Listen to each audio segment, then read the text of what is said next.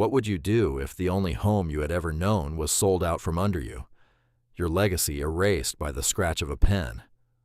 What if you were cast out with nothing but a pittance and the tools of a forgotten trade? And what if you used that insult of a payment to buy a place considered so worthless, so utterly cursed, that the world had abandoned it to the wind and the ghosts of a great fire, only to find a secret sealed in its stone heart? Settle in, and let us tell you the story of Alara, and the homestead the fire refused to touch. The end of her world came not with a shout, but with the dry rustle of paper. Alara stood in the stone dust haze of her father's workshop, a place that smelled of cut granite, cool iron, and the faint, sweet scent of the oil he used to protect his tools. Her stepfather, Silas, stood in the doorway, a man who moved through the world as if it were a ledger to be balanced, his presence sucking the warmth from the air. He held a sheaf of documents in his hand. He did not look at her, but at the far wall, where her father's mallets and chisels hung in silent, orderly ranks. "The sale is finalized," he said. His voice was as flat and gray as slate. "The new owners take possession on Friday. You'll need to be gone by then." Alara said nothing. She ran a hand over the cool, scarred surface of the slate drafting table, where her father had taught her the language of stone.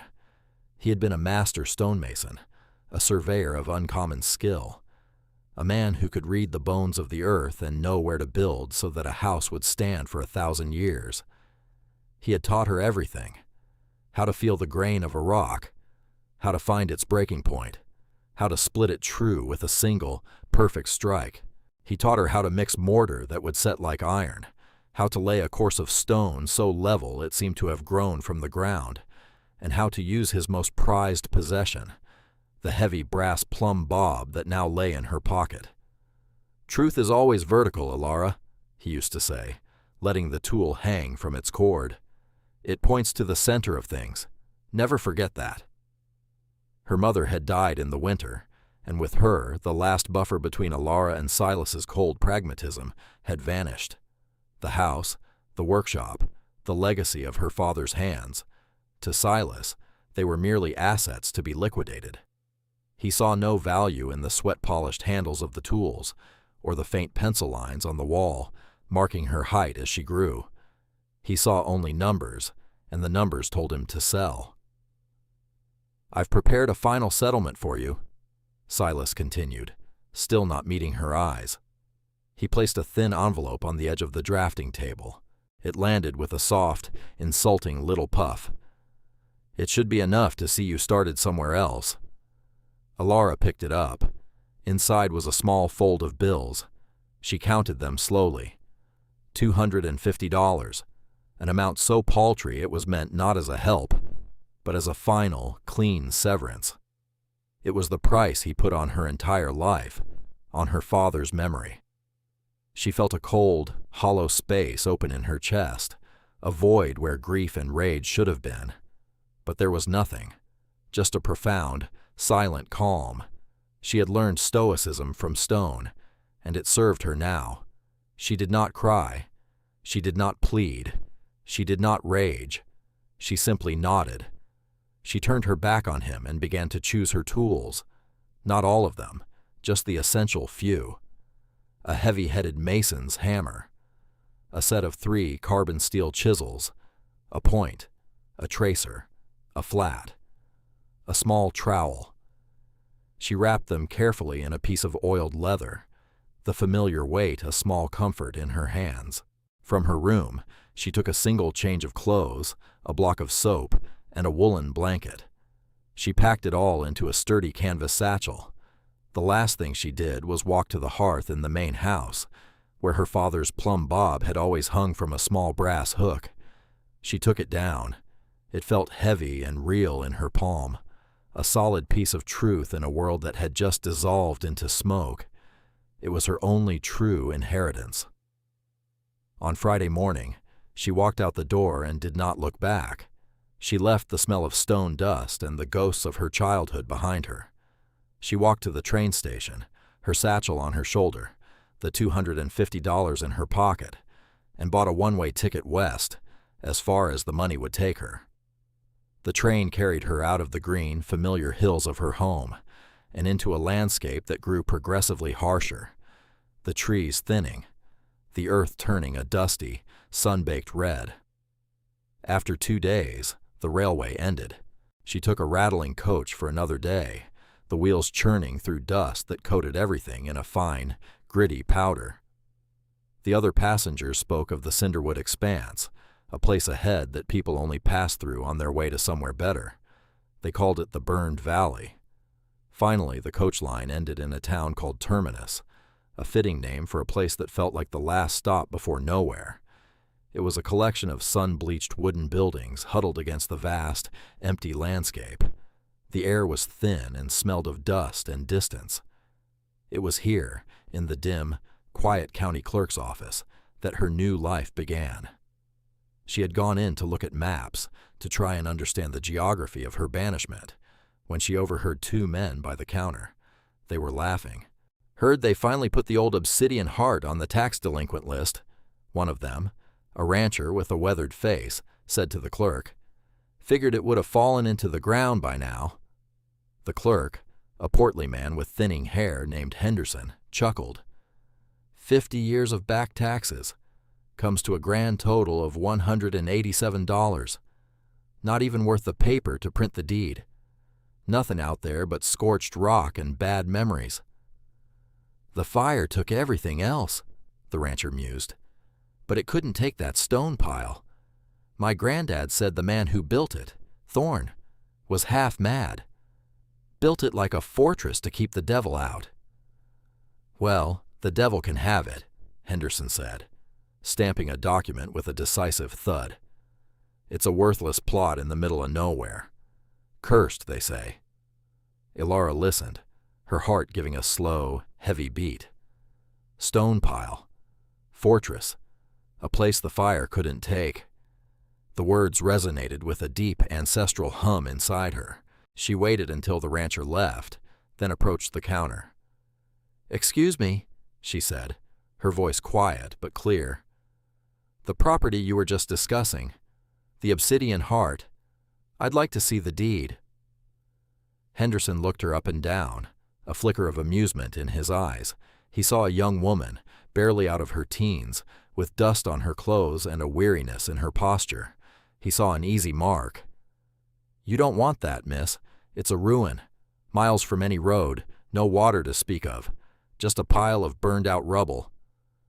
"I'd still like to see the deed," she insisted.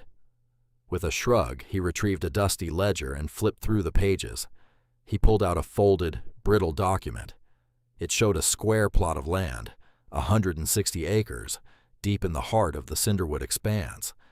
In the center was a small, hand-drawn sketch of a structure labeled Thorne's Fort. $187 for the back taxes, and it's all yours, he said, a smirk playing on his lips. It was a joke to him. Ilara reached into her satchel and pulled out her envelope of money.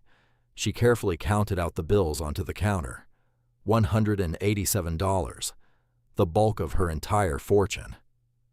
The clerk's smirk faded, replaced by a look of genuine disbelief. He watched as she pushed the money forward. He shook his head, stamped the deed with a series of loud, final-sounding thuds, and slid it across the counter to her. "Suit yourself," he muttered, scooping up the cash.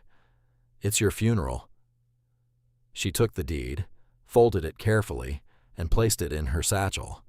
She bought a map, a sack of flour, salted pork, and a new canteen with her remaining money.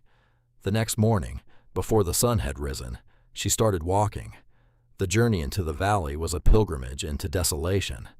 The old track on the map was barely visible, a ghost of a road winding through a landscape of skeletal, blackened trees and rock that had been fractured by the intense heat of a fire long ago. For 2 days, she walked through a silent, gray world. The only sounds were the crunch of her boots on the cinder-like soil and the whisper of the wind through the dead branches.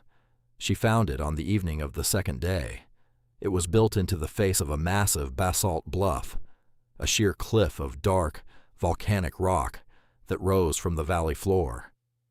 The homestead, the fort, was not just a pile of rubble. It was a ruin, yes, but a magnificent one. The fire had consumed every inch of wood, the roofs, the floors, the gates, but the stone walls remained. They were built of the same dark basalt as the bluff, so skillfully fitted that in places the fort seemed to be an extension of the rock itself, something grown rather than built. The walls were blackened and scarred, and in one section the western battlement had collapsed into a heap of squared-off stones, but it was still standing. It was defiant. A wave of something vast and overwhelming washed over her. It was despair, sharp and cold, at the sheer scale of the dereliction. The task of making this place livable seemed impossible, a fool's errand bought with a fool's money. She sank to the ground, the dust puffing up around her, and for the first time since leaving her home, she felt the burn of tears behind her eyes. But then she touched the plumb bob in her pocket. Truth is always vertical. Her father's voice, a calm echo in her mind. Find the center. Start there. She stood up, her brief moment of despair receding, replaced by a cool, methodical focus. She was her father's daughter. This was not rubble. It was a puzzle made of stone, and she knew the language. She began to walk the perimeter, her hand trailing along the rough, heat-scarred walls. She assessed the structure not as a home, but as a problem of engineering. She saw where the foundation was solid, where the walls were true, where the damage was superficial, and where it was profound. Her first priority was shelter. The main keep was a roofless shell, open to the sky. But her father had taught her to look down, to understand what lay beneath. Tucked against the base of the bluff, she found what she was looking for, a low, arched doorway, half buried in scree and rubble from the collapsed western wall. It led down into the earth. It was likely a cellar or a cold store. It was her best hope. For the rest of the daylight, she worked with a feverish intensity. She used her hammer and the flat of her chisel to move the smaller stones, her hands, raw and bleeding, to clear away the looser dirt and debris. As she worked to clear the entrance, her eyes were constantly scanning, reading the stonework. The arch of the doorway was Roman, simple and incredibly strong, but the lintel, the single massive stone that spanned the top of the doorway, was different. While the surrounding walls were made of rough-hewn, functional blocks, this lintel was a single piece of obsidian dark basalt, polished to a dull sheen. It was finer, denser. It didn't quite belong. She finished clearing the entrance as dusk settled, painting the burned valley in shades of purple and orange. She paused, exhausted, and leaned against the doorframe. Her hand rested on the lintel stone. It felt cool and smooth beneath her palm. An idle curiosity, a mason's instinct, made her tap it with the steel head of her hammer. The sound was wrong. The other stones gave a dull, solid thud. This one produced a faint, hollow resonance, a different note in the symphony of stone. Her father had taught her to listen. Stone talks, Alara. You just have to be quiet enough to hear it. A thrill, sharp and electric, shot through her exhaustion. This was an anomaly, a deliberate choice, a secret. She forgot about shelter, about food, about the encroaching darkness. She took out her point chisel and her hammer. She examined the seams where the lintel met the surrounding blocks. The mortar was different here, finer, almost seamless. But there had to be a key, a point of release. She ran her fingers over the surface, feeling for any imperfection. Near the right edge, almost invisible, was a tiny, drilled hole, no bigger than her little finger, plugged with a small, carefully shaped stone peg. She worked carefully, using the fine point of her chisel to gently pry out the peg. It came loose with a soft, grating sound. Behind it, the hole went deep into the stone. It was a leverage point. Following a hunch, she inserted the hardened steel shaft of her longest chisel into the hole. She took a breath and pushed down. At first, nothing happened. She put her entire weight on it, feeling the muscles in her back and shoulders strain. There was a deep, groaning sound from within the wall, the sound of stone grinding against stone for the first time in generations. The massive lintel stone pivoted. It didn't fall, but swung inward on a hidden, counterweighted mechanism, revealing a dark, square cavity behind it. The air that drifted out was cool and dry, smelling of old leather and dust and something else, something metallic and faintly resinous. Her hands trembled as she reached inside. Her fingers brushed against a heavy bundle wrapped in oilskin, and beside it, a hard, rectangular object. She drew them out into the fading light. The first was a leather-bound book, a ledger of some kind. The cover was stiff, the pages edged in gold leaf, though it was now tarnished with age. The second object was the bundle. It was surprisingly heavy. She untied the waxed cord that bound the oilskin. Inside, wrapped in layers of treated linen, were stacks of gold coins. Not just a few, dozens, hundreds. They gleamed with a soft, buttery light in the twilight, a pirate's treasure in the heart of a wasteland. It was a fortune beyond her wildest imaginings. She sat back on her heels, stunned into silence. The sheer, dumbfounding reality of it was too much to process. She stared at the gold, then at the book. The gold was a means, but the book was an answer. She opened it carefully. The inside cover was inscribed with a name, Elias Thorne, and a date, 55 years ago. The first few pages were not a ledger, but a letter, written in a strong, precise hand. "To the one who finds this," it began. "If you are reading these words, it means you are not a thief, but a mason. No brute force could have opened this passage, only a knowledge of stone and a patient hand. For that, you have my respect, and you have earned what you have found." Alara read on, her heart pounding. Elias Thorne told his story. He was a master stonemason from a land across the sea, a man who, like her father, believed in the integrity of his craft. He had come to this country with a partner, a man he trusted like a brother. Together they had built a business, but Thorne's partner was a man of avarice. He stole Thorne's designs, including the patent for a revolutionary quick-setting, waterproof mortar, and used lies to ruin Thorne's name, casting him out of the guild and the life he had built. Betrayed and exiled, Thorne had journeyed west, seeking solitude and a place to build something that could not be stolen or corrupted. He found this basalt bluff in this harsh, empty valley and saw in it a reflection of his own spirit, hard, resilient, and true. He had spent 10 years building this fort, his obsidian heart, as a testament to his craft and a fortress against a world that had wronged him. "I had no wife, no child," he wrote. "My only legacy is in this stone. The gold is the last of my life's earnings, saved from the wreckage of my betrayal. I have no heir to leave it to. Therefore, I leave it to you, my successor in craft. I ask only this: do not let this place crumble to dust. Make the stone sing again.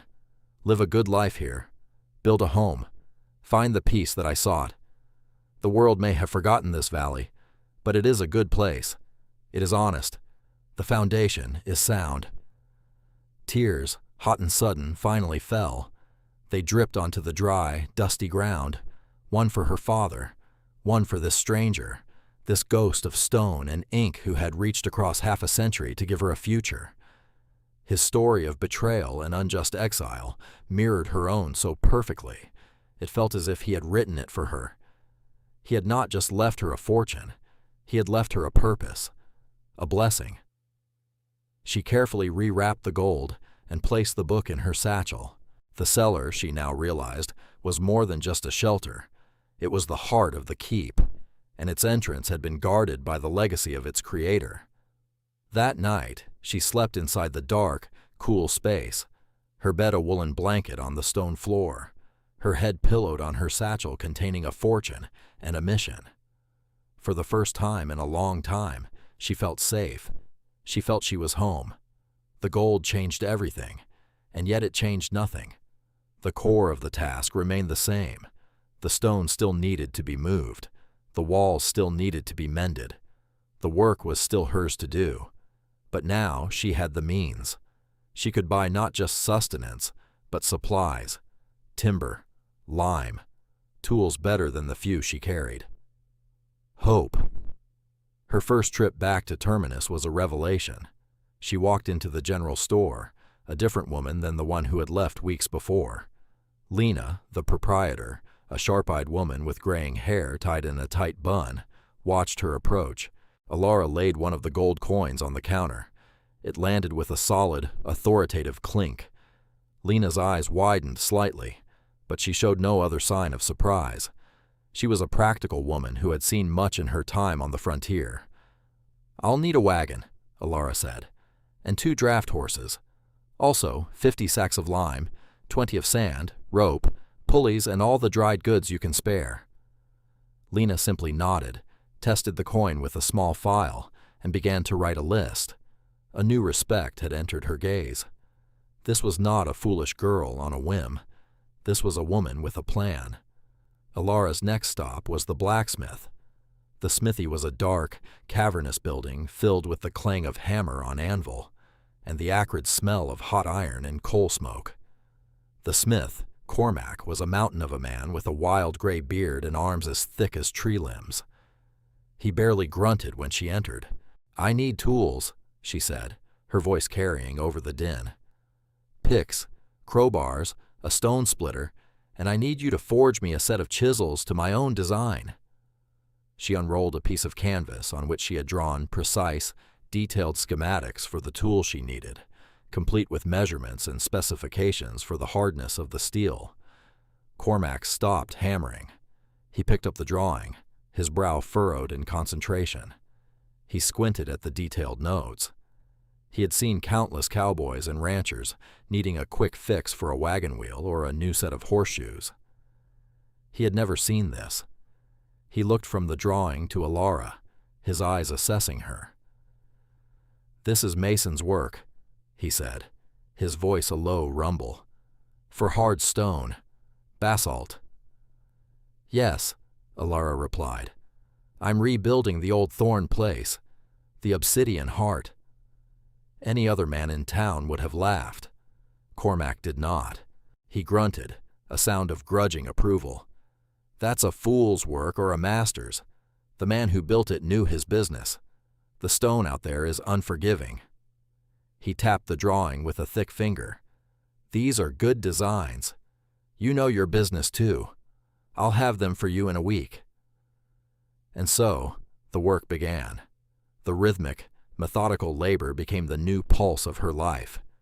Each day was a cycle of effort and exhaustion, of small victories against the forces of entropy.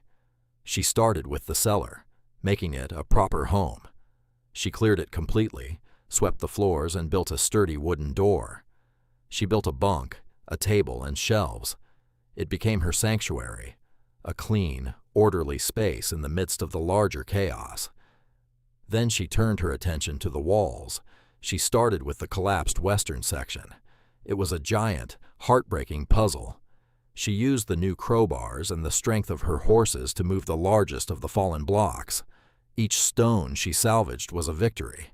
She cleaned them, assessed them for fractures, and stacked them, ready to be returned to their place.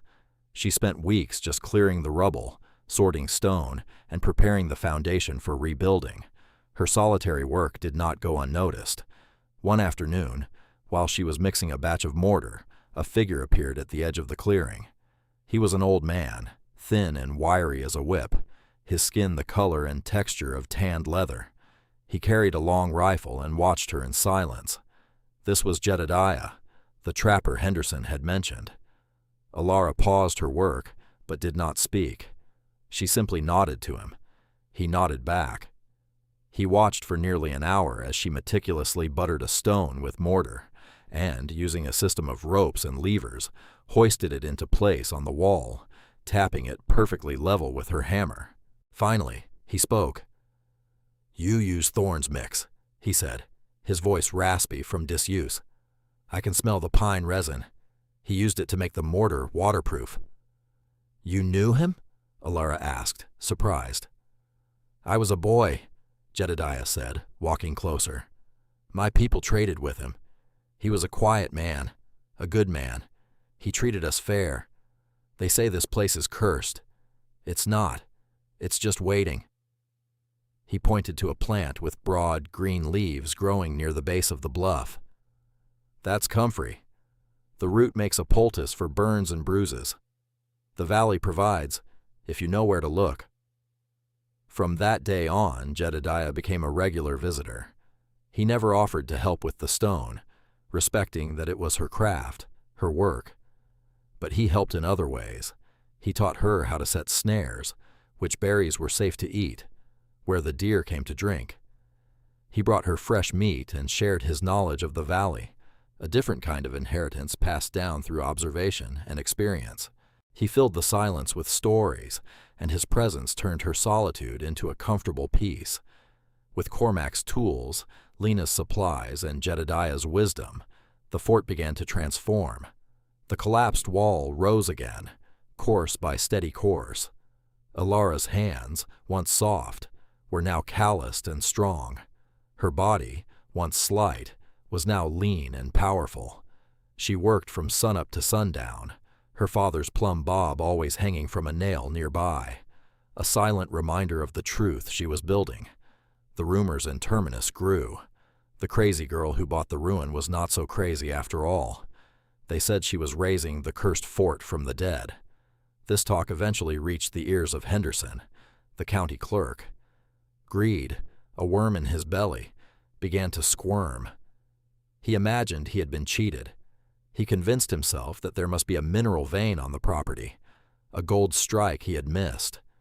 He rode out to the Obsidian Heart, his face a mask of self-righteous fury. He found Alara not alone, but with Cormac, who was delivering a newly forged set of grappling hooks. They were wrestling a massive capstone into place on the newly finished wall. Henderson stormed into the courtyard, his voice booming with false authority. "There's been a mistake with the deed," he declared. "This property is under review by the county. All work must cease immediately." Alara slowly lowered the rope she was holding and turned to face him. She was covered in stone dust, her face streaked with sweat, but her eyes were as hard and clear as quartz. "The deed is legal and filed, Mr. Henderson," she said, her voice calm. "You stamped it yourself." "It was sold under false pretenses," he blustered. "You failed to declare the value of the land." Cormac stepped forward, wiping his hands on a rag. He was twice Henderson's size, and his face was dark with contempt. "The only value on this land is the sweat this woman has poured into it. The only falsehood is the one you're telling yourself right now. You thought her a fool and sold her a pile of rocks. Turns out she's a mason, and you're the fool. Now get off her property." From the edge of the woods, Jedediah appeared, his long rifle held loosely in the crook of his arm. He said nothing, but his presence was a clear statement. Henderson looked from the giant blacksmith to the silent trapper, and then to the determined young woman standing before the wall she had built with her own hands. He was outmatched, legally and physically. His bluster deflated, leaving only a sour, pinched look on his face. He turned without another word, mounted his horse, and rode away in a cloud of dust and humiliation. That winter, the test came. A storm, the likes of which Jedediah had not seen in his 80 years, swept down from the northern mountains. It was a blizzard of unprecedented fury, a white hurricane that buried the valley in 10 feet of snow and brought winds that tore the roofs from lesser buildings. Jedediah's small cabin was crushed by the weight of a snow-laden pine. Alara, seeing the tree fall from her high window, bundled herself in furs and fought her way through the blizzard to his ruin. She found him huddled in the lee of his collapsed wall, half frozen but alive. She brought him back to the fort. Cormac's smithy in town lost half its roof, his bellows and tools exposed to the freezing snow. Lena's general store was packed with families whose homes had become too cold, their firewood dwindling. The whole town of Terminus was on the brink of freezing, but the obsidian heart stood fast. Elias Thorne had built it to withstand anything, and Alara had honored his work. The stone walls were impervious to the wind. The new roof she and Cormac had framed with thick timber held firm under the immense weight of the snow. Her cellar was stocked with enough food to last a year, and the massive hearth in the main hall roared with a fire that filled the room with warmth and light. Her home became a sanctuary. She sent word with a brave rider that all who needed shelter were welcome. Soon a train of half-frozen families made their way through the drifts to her door. She took them in, fed them from her stores, and warmed them by her fire.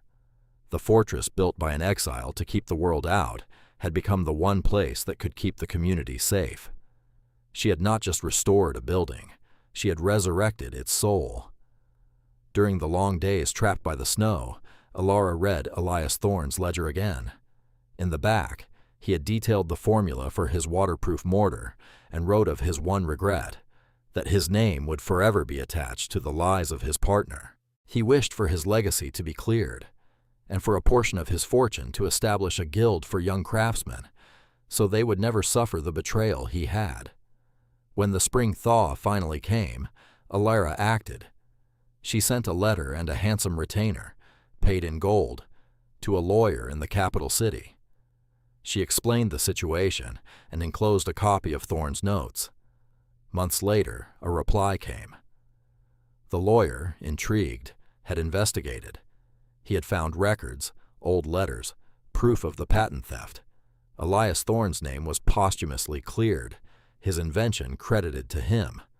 Alara used a significant portion of the remaining gold to establish the Thorne Guild for artisans, with a trust to fund apprenticeships. Its first master teacher was Cormac, the blacksmith, who took on a young boy from town eager to learn the trade. She had fulfilled the legacy. The seasons turned. The burned valley, nourished by the heavy winter snows, bloomed with a surprising ferocity. Green shoots covered the scorched earth. Alara stood on the battlements of her finished home. A proper, slate-shingled roof gleamed in the sun. Smoke curled from 2 chimneys. In the courtyard below, a garden flourished, and chickens scratched in the dirt. Cormac was at a new, larger smithy she had built for him on the grounds, the ring of his hammer a constant, comforting rhythm. Lena's wagon was just arriving with supplies, and Jedediah was beside her on the wall, pointing out a new game trail on the opposite ridge. Inside, in the main hall, the air was warm and smelled of baking bread and wood smoke. On a mantelpiece carved from a single piece of oak, 2 objects sat side by side.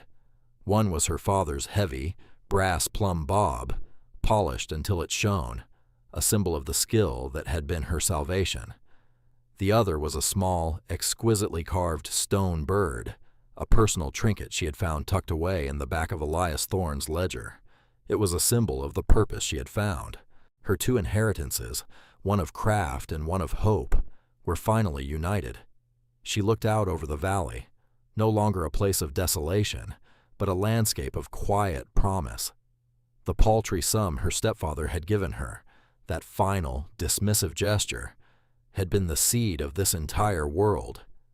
It had bought her a pile of ruins that held a master's legacy. But she knew now that the true fortune had not been the gold sealed in the wall. The real inheritance was the knowledge her father had passed into her own 2 hands. It was the resilience she shared with the stranger who had laid the first stone, and the quiet strength she had discovered within herself. The $187 she had spent on a cursed and forgotten homestead was, without a single doubt, the best money she had ever spent.